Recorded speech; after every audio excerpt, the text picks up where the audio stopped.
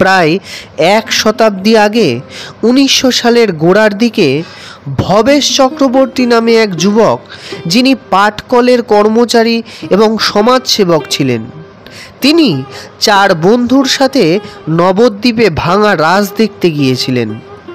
নবদ্বীপের মূর্তিগুলির অবিশ্বাস্য উচ্চতা এবং মহিমা তাকে মুগ্ধ করেছিল।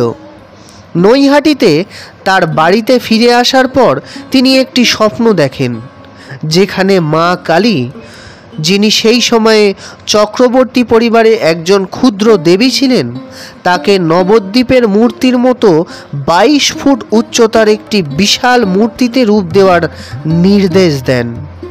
প্রাথমিকভাবে বড় কালী বা ভবেশ কালী নামে এই কালী ঠাকুর পরিচিত। এই পূজা চক্রবর্তী পরিবারের দ্বারা আয়োজিত হতো এবং কেবলমাত্র তাদের মধ্যেই সীমাবদ্ধ ছিল। কিন্তু বছরের পর বছর ধরে বড় কালীর জনপ্রিয়তা বৃদ্ধি পাওয়ার সাথে সাথে পূজাটি সাধারণ মানুষের জন্য উন্মুক্ত করা হয় এবং মূর্তিটির নামকরণ করা হয় বড়মা, যা তাকে সকলের মা হিসাবে পরিচিত করে। ভক্তদের কাছে বড়মা অত্যন্ত শ্রদ্ধার পাত্র। তিনি তার সকল ভক্তের সকল ইচ্ছা ও আকাঙ্ক্ষা পূরণ করেন। তাদের জাত, সামাজিক অবস্থান, অর্থনৈতিক পটভূমি নির্বিশেষে বড়মা কাউকে ফেরান না। সকল ধর্মের মানুষ বড় মায়ের কাছে এসে কখনোই খালি হাতে ফিরে যান না। বড় মার মন্দির পরিদর্শন এবং তার আশীর্বাদ গ্রহণের পরপরই চক্রবর্তী পরিবারের অবস্থা একেবারে বদলে যায়। 2014 সাল থেকে স্থানীয় ভাস্কর শুভেন্দু সরকার প্রতি বছর 22 ফুট লম্বা এই প্রতিমাটি তৈরি করে আসছিলেন।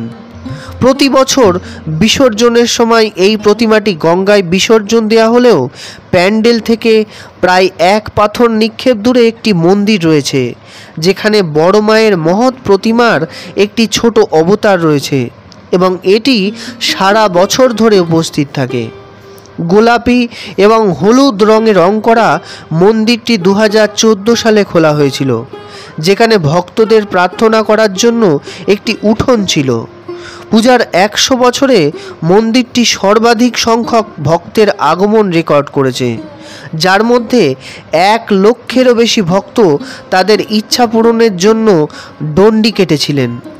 1970 সালে বিশাল মূর্তিটি শহরের সবচেয়ে শক্তিশালী পুরুষদের কাঁধে বহন করা হতো মণ্ডপ থেকে নিকটবর্তী গঙ্গায় বিসর্জনের জন্য।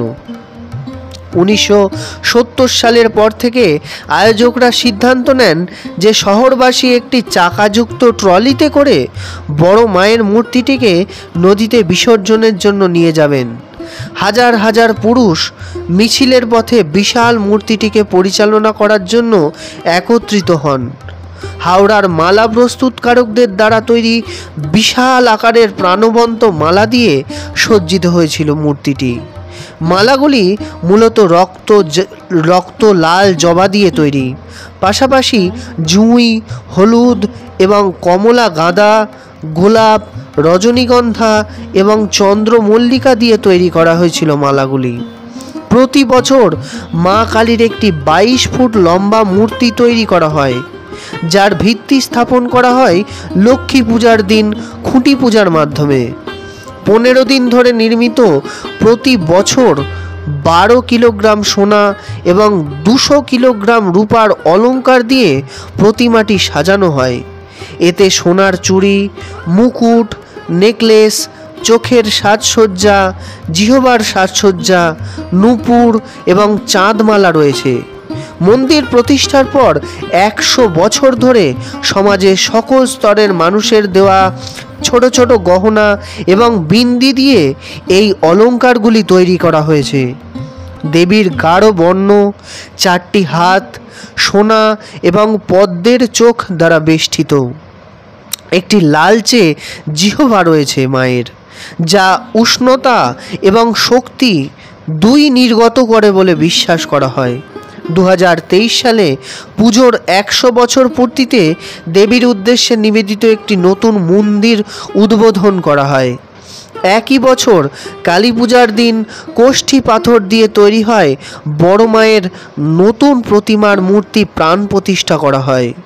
2024 সালে তার 101 বছর পূর্তি উপলক্ষে দেবীকে একটি রূপার ভূত এবং চাবি দেওয়া হয়, যা 35 থেকে 40 কেজি রূপার তৈরি করা হয়েছিল, যা তার ভক্তরা তাদের মনস্কামনা পূরণের পর বড় মাকে দিয়েছিলেন। তার মহত্তা সাধারণ মানুষের কাছে ছড়িয়ে দেওয়ার জন্য প্রায়শই তার উদ্দেশ্যে নিবেদিত বিভিন্ন ভক্তিমূলক গান রচিত হয়। বড় মায়ের 4টি হাতে অর্থপূর্ণ প্রতীক রয়েছে। তার ডান ওপরের হাতটি আশীর্বাদের ভঙ্গিতে উত্থিত, যা তার ভক্তদের আশ্বস্ত করে।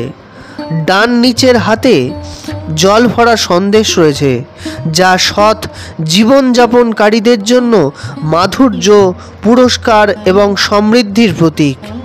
তার বাম উপরের হাতে তার অস্ত্র রয়েছে, যা মন্দ নির্মূল করার তার শক্তির প্রতীক। অন্যদিকে তার বাম নিচের হাতটি একজন পাপীর ছিন্ন মাথা ধরে রয়েছে, যা অন্যায়ের স্মরণ করিয়ে দেয়। এই প্রতীকগুলির মাধ্যমে বড় মা কালীর দ্বৈত রূপকে লালন পালনকারী এবং ভয়ঙ্কর হিসাবে প্রকাশ করেন, যা তার ভক্তদের তাদের কর্মের ওপর ভিত্তি করে পুরস্কার এবং শাস্তির মধ্যে ভারসাম্যের কথা মনে করিয়ে দেয়। তার প্রতীকী পদ্মচোখ নিয়ন্ত্রিত ক্রোধের প্রতীক বলে বিশ্বাস করা হয়। দেবতাকে নৈবেদ্য প্রদানের পাশাপাশি ভক্তরা তার আশীর্বাদ লাভের জন্য দণ্ডি কাটেন। প্রতি বছর 5 দিন ধরে কালী পূজার সময় দেবীকে ভবেশ চক্রবর্তী এবং তার পরিবারের দ্বারা প্রতিষ্ঠিত ঐতিহ্য এবং আচার অনুসারে সাজসজ্জা এবং পূজা করা হয়। চক্রবর্তী পরিবারের ইচ্ছা অনুসারে আজ পর্যন্ত পূজার আয়োজনের জন্য স্থানীয়দের কাছ থেকে চাঁদা কোনো অর্থ সংগ্রহ করা হয় না। কমিটি ভক্তদের দান করা অর্থ দিয়ে কাজ করে। 5 দিন ধরে দেবীর উদ্দেশ্যে কোনো বিশেষ পুজো অনুষ্ঠিত হয়। প্রতিদিন ওই দিনগুলিতে দেবীর উদ্দেশ্যে বিশেষ ভোগ নিবেদন করা হয়। বড় মাকে যে ভোগ নিবেদন করা হয় তা সর্বদা ভবেশ চক্রবর্তীর উত্তরসূরিদের পরিবার থেকে আসে। প্রতি বছর বিসর্জনের সময় বড় মায়ের প্রতিমাকে তার শত শত ভক্ত একটি ট্রলিতে করে নিকটবর্তী গঙ্গা নদীতে নিয়ে যায় বিসর্জনের জন্য। প্রতিমা থেকে গহনাগুলি সাবধানে খুলে একটি সিন্দুকের মধ্যে রাখা হয়, যাতে পরের বছর প্রতিমা সাজানো যায়। বিসর্জনের সময় প্রতিমাটিকে তার রাজবেশে সাজানো হয়, যার ওপর লক্ষ লক্ষ টাকা খরচের বিশাল মালা থাকে, যা বিশেষভাবে বহু ঘন্টা ধরে ডিজাইন এবং প্রস্তুত করা হয়েছে।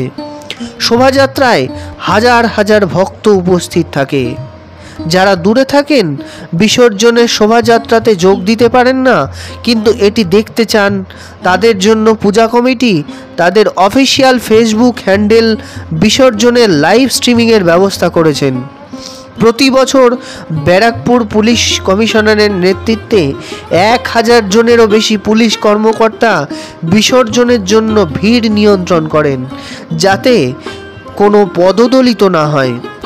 নৈহাটির অন্যান্য কালী পুজোগুলির বড় মায়ের বিসর্জন সম্পন্ন হওয়ার পরেই নিমজ্জিত হয়। 2023 সালের আগে বড় মা সারা বছর ধরে একটি ছবি হিসাবে পূজা করা হতো। প্রতিমাটি কেবল কালী পুজোর সময় তৈরি করা হতো এবং এর শেষে নিমজ্জিত করা হতো। 2023 সালে একটি নতুন মন্দির তৈরি করা হয়েছিল, যা অভিষেক ব্যানার্জি উদ্বোধন করেছিলেন।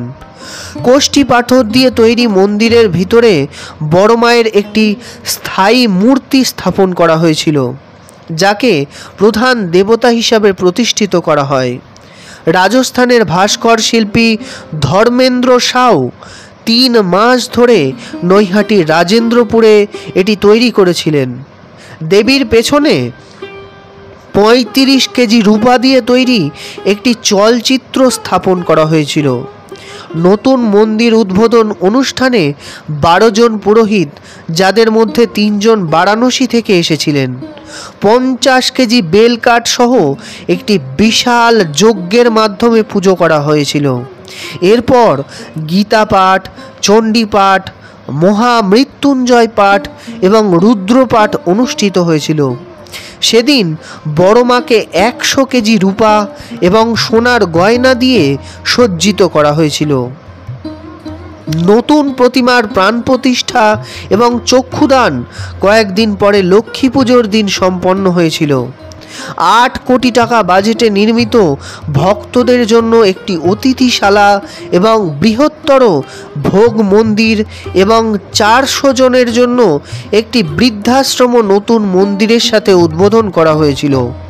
মূল মন্দির ছাড়াও মন্দির চত্বরের ভেতরে বিভিন্ন দেবদেবীর উদ্দেশ্যে নিবেদিত আরও অনেক মন্দির রয়েছে।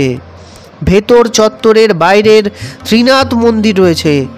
ভগবান শিবকে উৎসর্গীকৃত তিনি সেখানে একটি বিরল 3 মাথাওয়ালা অবতারে উপস্থিত।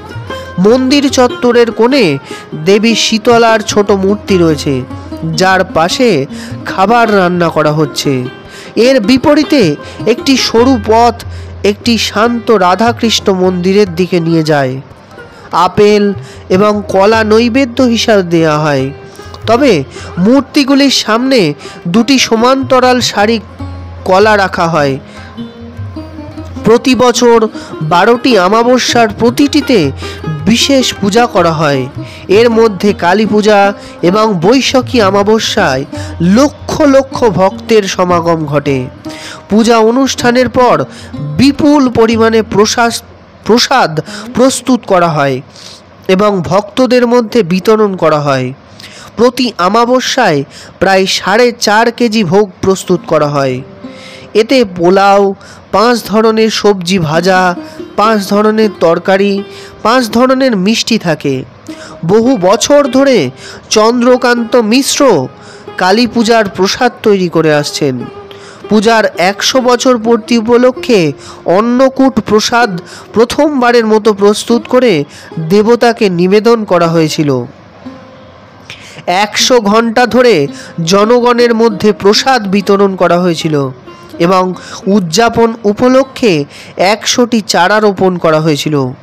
এর মধ্যে 3000 কেজি পোলাও, আলুর দম, পায়েস এবং অন্যান্য জিনিসপত্র অন্তর্ভুক্ত ছিল। অনেক সময় ভক্তরা পূজার জন্য প্রচুর পরিমাণ ফল দান করেন। পরিচালনা কমিটি প্রসাদের ফলগুলি নিয়ে হাসপাতাল এবং বৃদ্ধাশ্রমে বিতরণ করে বড় মায়ের আশীর্বাদের সাথে সাথে তাদের দ্রুত আরোগ্য, সুস্বাস্থ্য এবং দীর্ঘায়ু কামনা করে। সবশেষে বলা যায়, ধর্ম যার যার, কিন্তু বড় মা সবার। নমস্কার, আমি সুমন চট্টোপাধ্যায়, আর আপনারা দেখছেন আমার ইউটিউব চ্যানেল জীবনী কথা। আজকের ভিডিওতে আমি আলোচনা করলাম নৈহাটির বড় মায়ের কাহিনী নিয়ে। আপনাদের সকলের, আমাদের সকলের প্রিয় বড় মায়ের কাহিনী নিয়ে আমার এই ভিডিও আপনাদের কেমন লাগলো আপনারা কমেন্ট বক্সে এসে আমাকে অবশ্যই জানান।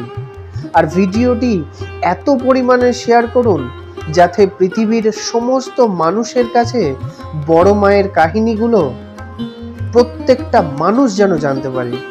কারণ প্রত্যেকটা মানুষ তাদের দুঃখ, তাদের আশা আকাঙ্ক্ষা নিয়ে বড় মায়ের কাছে এসে কখনো নাকি খালি হাতে ফিরে যায় না। তাদের সকলের সব মনস্কামনা বড় মা পূরণ করেন। ভিডিও কেমন লাগলো আমাকে অবশ্যই কমেন্ট বক্সে এসে জানান। চ্যানেলটিকে অবশ্যই সাবস্ক্রাইব করুন এবং ভালো লাগলে আপনারা কমেন্ট করুন, ভিডিওটিকে লাইক করুন, শেয়ার করুন। অসংখ্য ধন্যবাদ।